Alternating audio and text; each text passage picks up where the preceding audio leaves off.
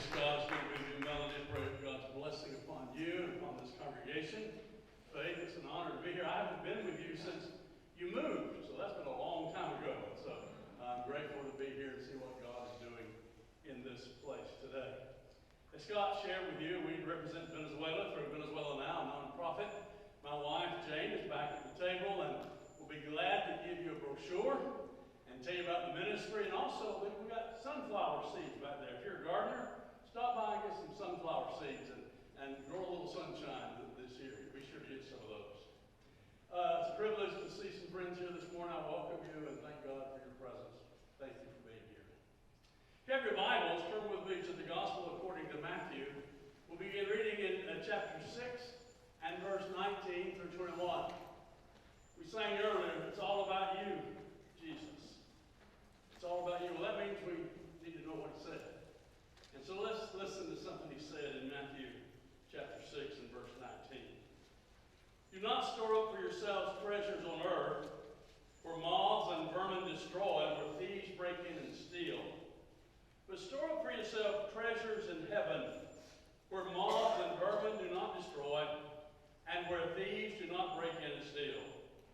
For where your treasure is, there will your heart be also. My wife and I recently downsized. Some of you have been through that. If you haven't been through it yet, you'll probably go through it at some point. The house we lived in for 18 years was just too big, and so we moved into something smaller. Well, it was a third of the size of the house we moved out of. Our stuff didn't fit in the bigger house, and it sure doesn't fit in the smaller house. And so we had to go through that phase of getting rid of stuff. Somebody said you go through three phases in life: wanting stuff, getting stuff, and getting rid of stuff. And we're in that third phase, and we're not deep enough into it yet because we're still paying for a storage unit. Never thought I'd have one of those. They're stupid. Every month I'm stupid. I keep paying for that. Been taught to hang on to stuff, store up stuff. I was taught that from the earliest ages. Maybe you remember Aesop's fable of the grasshopper and the ant. I learned it in elementary school. I'm going to read it to you. Some of you haven't read this in a few years. Listen to this. In a field one summer's day, a grasshopper was hopping about, chirping and singing to its heart's content. An ant passed by, bearing along with great toil and ear of corn he was taking to the nest. Why not come and chat with me, said the grasshopper, instead of toiling and moiling in that way. I'm heavily glad food for winter, said the ant, and recommend you do the same. Why bother about winter, grasshopper said. We have plenty of food at present. But the ant went on his way and continued with his toil. When winter came, the grasshopper had no food and found itself dying of hunger. And when it saw the ants distributing every day corn and grain from the stores they collected for the summer, then the grasshopper knew, this is the punchline, folks, then the grasshopper knew it is best prepared for the day of necessity. Well, I was taught that. Everything in my culture as a child, we put up canned vegetables, we froze stuff, we put away water for the Cuban Missile Crisis, kept it for 20 or 25 years. My Uncle Jack had a ball of aluminum foil under his cabinet in his kitchen when he died, about the size of a basketball, used aluminum foil that, we hold on to because we kept stuff. When my father-in-law died, I hauled off a truckload of empty Maxwell House coffee cans. You never know when you may need them. It's best prepared for the days of necessity. And so we did. Bank accounts and family heirlooms, IRAs and pensions, Social Security and stocks and annuities and properties. We're constantly being reminded to store up treasures here and now. Do you see the ads on TV for gold and silver? Every time I see one, I think I need to buy some. Now, I haven't bought any yet, but I think I need to. You just never know. I saw one the other day for a prepaid, discounted cremation service. And I need that. Because we do know about that one, don't we? Now, there's a reasonable level of storing that makes sense. And I'm glad the church, Scott, stored up for me a pension plan. And we paid into Social Security all those years, and we put aside some money ourselves. And so when I got to be at retirement age, I could retire for a reasonable amount of money and continue to do ministry for nothing. which is what I was worth most of the time. Anyway, I was getting paid what I was worth now. I'm glad we stored up some, and certainly there's some storing up that we need to do. But I had to go through some great-grandparents' stuff that they'd stored up, and grandparents' stuff, and parents' stuff. All that was hard because most of it was of no value to anybody else. I remember when my grandmother and granddaddy Youngblood lived in Canton died, one of their daughters insisted we have a yard sale of their stuff. And my mother said, no, let's just give it away. They said, no, we're going to sell, we're going to make some money off this. And I saw the stuff that they treasured sell for 50 cents a piece, while most of it didn't wind up being given away or to the dump because the stuff has no value.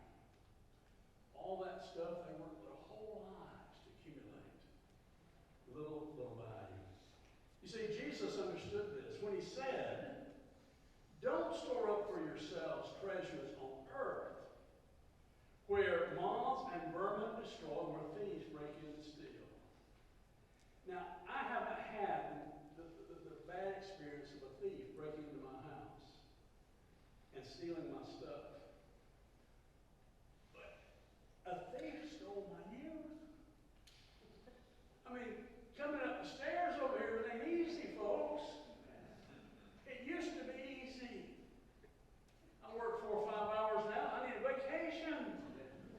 You know, the thief takes whatever you have, whether it's somebody with a gun or the thief of time. Don't store up for yourselves treasures where thieves break in and steal, but store up for yourselves treasures in heaven where moths and vermin do not destroy, where thieves don't break in and steal. Listen to this. For where your treasure is, there will your heart be also. Now we know what earthly treasure is, don't we?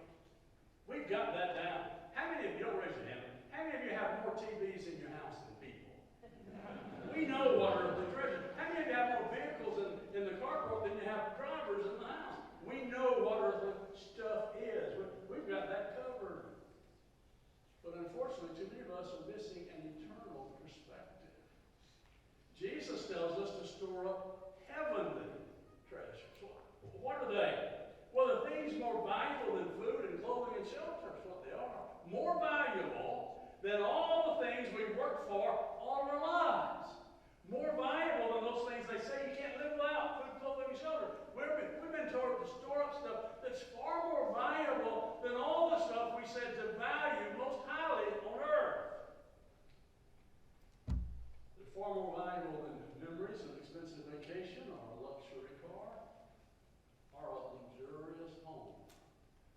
Treasures in heaven are those things which come from God and therefore glorify God. The things that bring us closer to God, make us better people, holier, more Christ-like, more like Jesus. The things that bring other people to Jesus, that prepare us for eternity after death. How do we store them up? By treasuring the spiritual realities far above the kind of treasure this world has to offer. By spiritual realities, we mean a life that honors Jesus. A life of inward and outward holiness. A life that cares about souls who are lost and dying without Christ. A life that cares about the hungry and the homeless and the alien and the captive. A life that shares the gospel with the poor and gives widows and orphans care.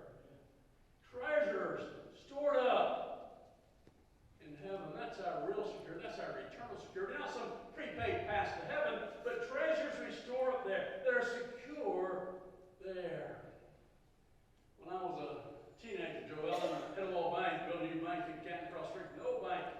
And my cousin was the president of the bank, and he hired me as a teenager to help do some to clean up with the new bank before they moved over. And then the day came to move the stuff from the old bank across the street in the new bank. And they had armed guards there, a double row of armed guards, and I was a toter. See, I was an official position. I was a toter, so I would go in the old bank and grab something and tote it to those armed guards across the street in the new bank. And I remember one thing was a safe. It was a round thing. I never seen anything like a round safe. And it rolled, and my friend Barry and I moved it across the street between all those guards. And Hollis told us before we left the building with that said, be careful, there's $30,000 in there. Well, this is in the 60s.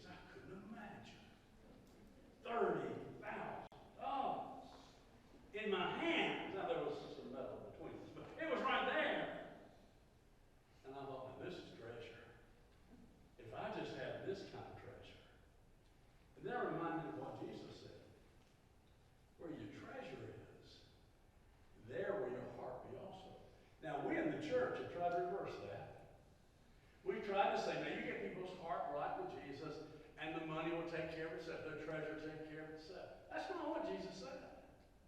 Notice the order of what he said. Where your treasure is, there will your heart be also.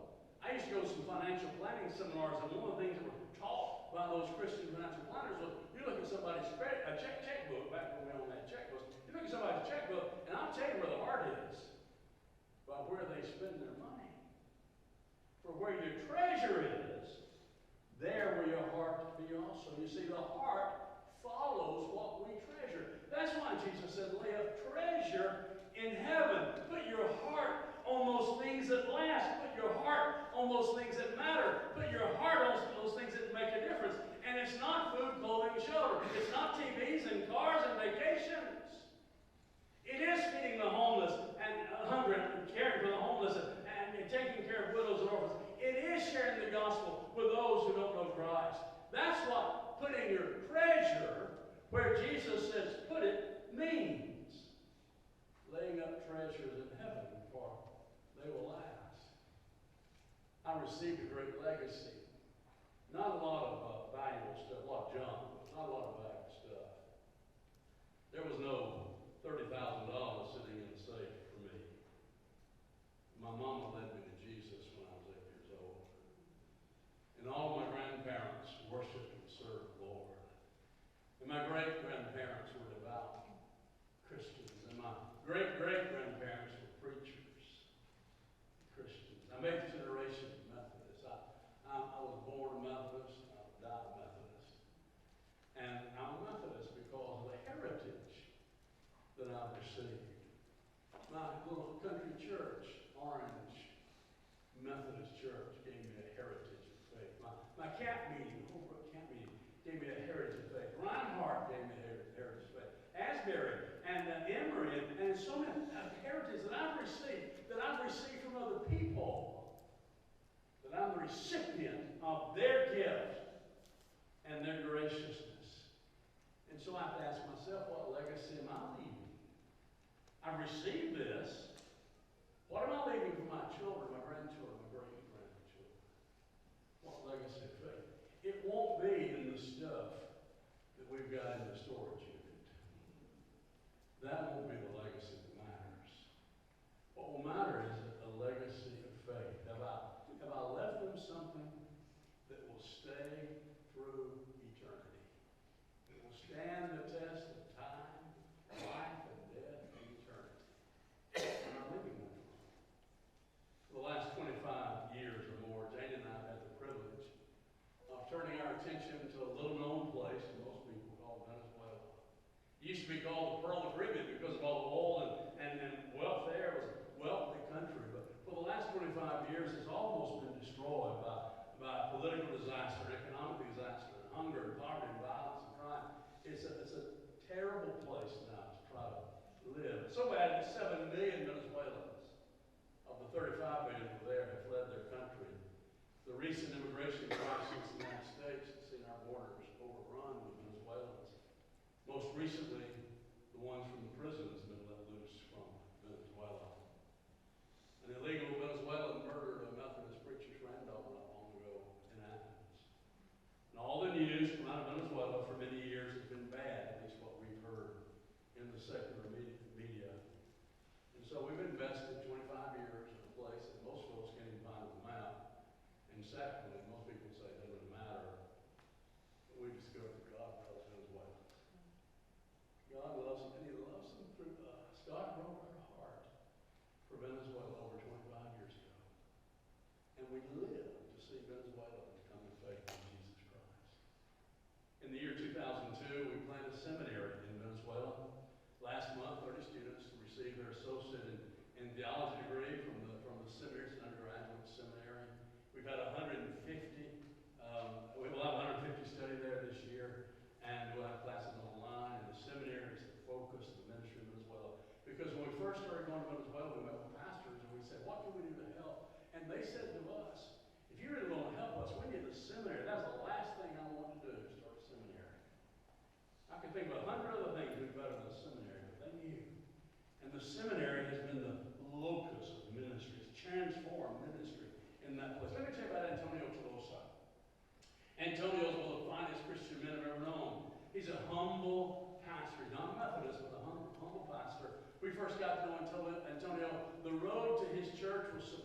couldn't drive all the way, you had to walk all the way. The people there were a small group of folks, very poor. I'm talking about dirt poor. And Antonio came to seminary along with his son Esley. And they got their bachelor's degrees from the seminary, went on to get master's degrees from the seminary. But Antonio had a little struggling church. And he came to seminary, and his people testified that seminary transformed their pastor. He's got a huge church now. They've planted churches in several of the cities.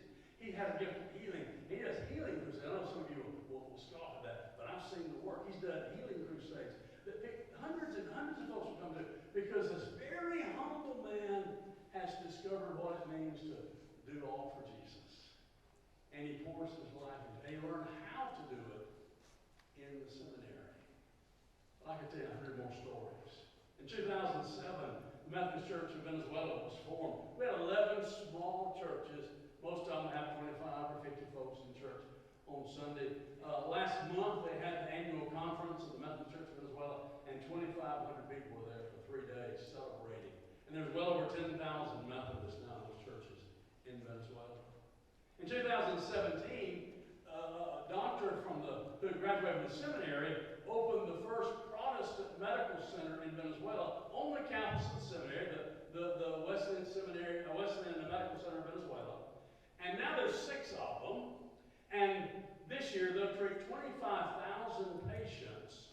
We just opened our second dental clinic in 2 of those centers. We just did a major addition to the first medical center. We just purchased 6 motorcycles for church planners. We just started 6 new churches. We started 5 elementary schools this past year. 5. The first time in Venezuela, those kinds of schools. 5 elementary schools. We'll do 2 more this fall. We've funded the purchase of the campus of the seminary and all the buildings. And by the way, I need $200,000 today to finish the latest building on the seminary campus. So if any of you have a check, or just write me and I'll tell you how you can give $200,000. But we have to raise that money now. I want to tell you a good story. The last time Dr. Maria, who's the medical director, was at our house, she asked her, what's the next thing you need, doctor, in the medical center in Venezuela, centers in Venezuela. She said, well, we need a mobile medical clinic. We do health fairs, and so we have to carry everything out there. We set up outside or in a church or something. She said, we need a mobile clinic that can have all the equipment in it, that we can move to these different communities where they don't have health care, and we can have a day or 2 of health fair in those communities. And she said, if you could help us get that, and I said, how much would it cost? And she talked to her husband, who's the bishop of the Methodist Church there. He said, well, $50,000 would cost $50,000. And the Lord just laid it on my heart. And I was speaking at a church in Florida not long after that. And the pastor said, what's the next thing you need in Venezuela? I said, a mobile clinic. He said, how much it cost? I said, $50,000. He said, I'll give you $5,000 if you can raise the rest of it. And I said, we'll take the $5,000. I went to work. I had $25,000 committed for this medical center. I didn't know what else to do. I did everything I needed to do. And it just sat there. And so I started praying, Lord, there's somebody who got the money for the medical center. I don't know who they are. But my prayer specifically is you touch somebody's heart that we don't know about to step forward with this money. The treasurer contacted me and said, did you see the deposit? I said, no, what is it? This is about 2 weeks later. He said, there's a $100,000 check in there from a retired Methodist preacher. I wrote it, Scott, you're good for the 200,000 maybe. I wrote him and thanked him. I want you to hear the story what he told me. He said when our preacher friend's granddaughter was killed by the Venezuelan, he said, I was praying and asking, Lord, what can I do about this? He said, the Lord spoke to me just as clearly as he could. He said, you need to give $100,000 Venezuela now to help in Venezuela. Because that's where the difference is going to be made. He said, so I wrote a check. I had no idea he could give $100,000. But God knew. And so we've sent, by the way, the price changed to $80,000. But God knew that. And God supplied more than we needed. We've got 150 feeding stations in Venezuela. They deliver the bread of life along with bread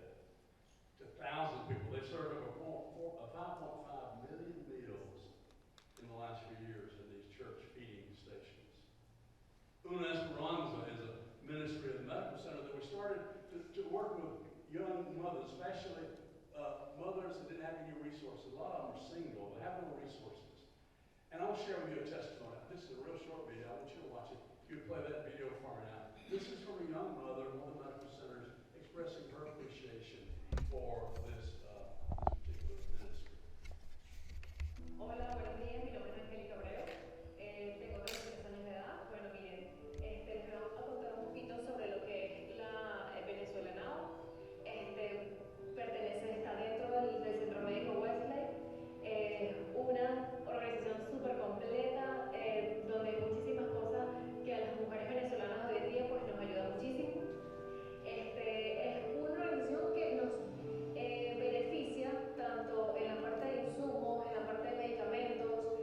Yo estuve en esa organización durante los 9 meses de mi embarazo, y me ayudaron muchísimo con todo, absolutamente con todo. Por eso pues les recomiendo al 100% para las mujeres venezolanas que pues no tenemos como costear pues muchas de las cosas que hoy en día pues están costosas. Aparte de eso, vimos acá mismo en el Centro Médico Wesley, pues está la consulta de pediatría y puse en control a mi bebé y fue maravilloso. Desde que nació, ahorita actualmente tiene 2 meses, nos entregan el kit cuando hacemos el momento de parto, pues nos entregan el kit de parto, que por supuesto nos ayuda mucho en la parte monetaria, nos ayuda mucho a bajar esos recursos pues que en la actualidad pues no tenemos. Nos entregan los medicamentos al momento de nacer, nos entregan pues los pañales, las toallitas, la leche cuando no podemos lactar por naturaleza la lactancia materna. Yo recomiendo a ojos cerrados a Venezuela Now porque de verdad es una organización súper completa. Muchas gracias Venezuela Now. That was translated by a person in Venezuela whose second language is English, and you'll notice there are 2 or 3 typos in there, but hope you can understand it well. We supply infant formula to 150 at-risk babies every month. You can stop by the tail by the Virginias and see what containers we have to ship to Venezuela, because you can't buy it. We also buy nutritional packets from an organization called Now that has saved hundreds of lives of children who are so malnourished at the point of death. And that's just part of what we do through the medical centers. Dr. Maria said recently to a small group she was addressing, she said in Venezuela there are a few wealthy people. There are wealthy people, they're very few. They're very wealthy, very few. She said there are some very poor people in Venezuela, and there are very many. In fact, about 90% of the population. And then she said, and then there are Christians, and we take care of the poor people, because nobody else does. We started working in Venezuela, 2% of the population was professing Christian, Protestant, evangelical. Now the whole country claims to be Catholic, but only 2% go to Catholic Church. 2% were Protestant. Now 25 to 30% of the population professes Christ in the evangelical church in Venezuela. I tell you that not because the seminary has done that or the medical centers have done that, but God is at work in Venezuela in ways that we can't even imagine. We've been a part of a movement, been dying for 50 years. In Venezuela, it's exploding with growth. And God's doing a work there that is remarkable. Lives are being transformed because of what He's doing. Alberto came to me one day in seminary when I was still able to travel. We haven't been together visas since 2015. But I was still traveling in Venezuela. I was teaching a class. And it was Thursday of the week when we did 1 week intensive. And it was the last class required for graduation.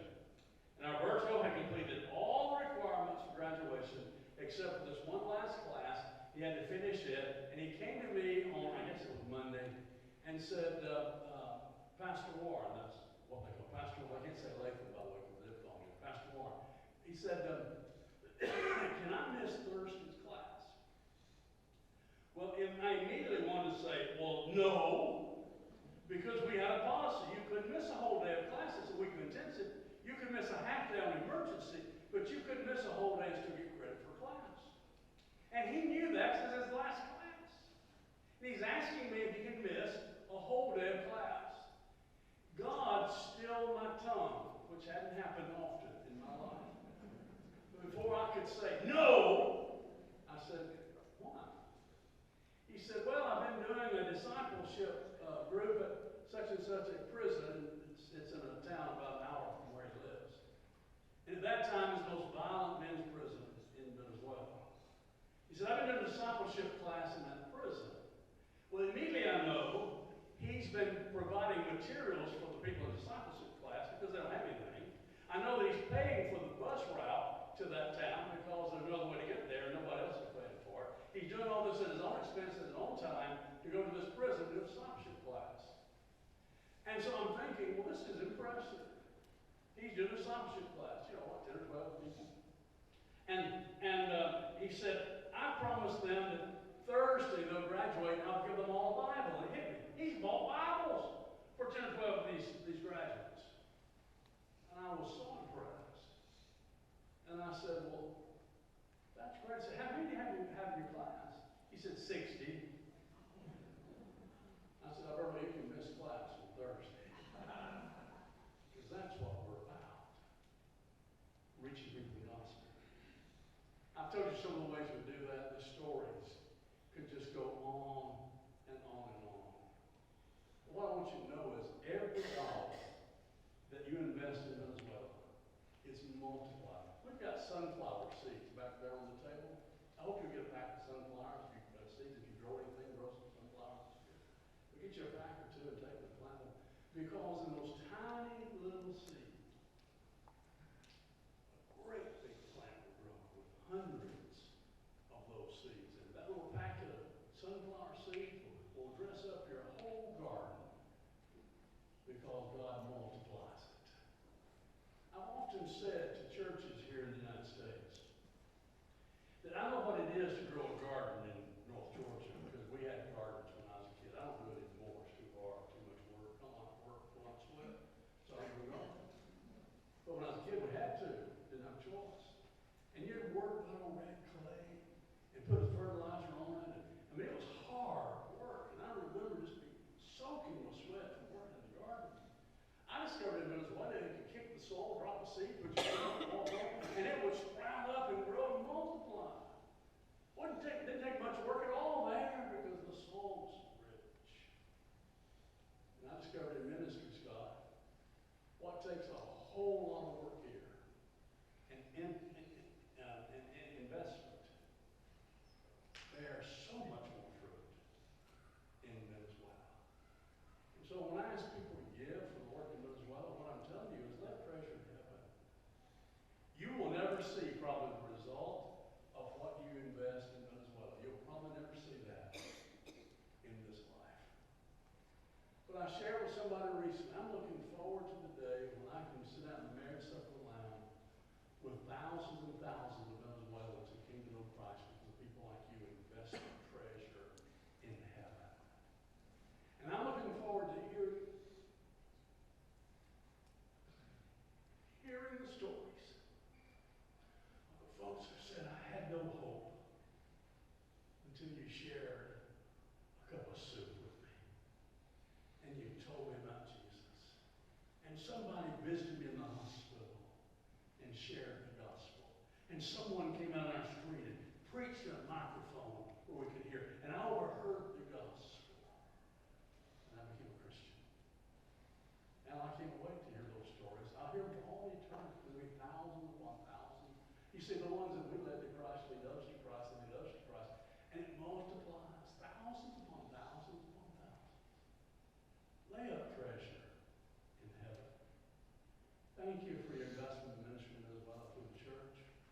I'd love to talk to you some more. I'll be back at the table after the service, and James is going to be there. Feel free to stop by and talk with us. But I want you to know something. You're making a difference. Sometimes the church feels like, what we do just doesn't matter very much. I want you to understand something. Today, there's a baby getting milk because of your giving. That baby will be hungry if it weren't for you. Today, there's someone being baptized in Venezuela who would never heard the gospel had not been for people like you. Today, there's someone in a hospital bed today, probably right now, who's being told about Jesus because you gave. Today, a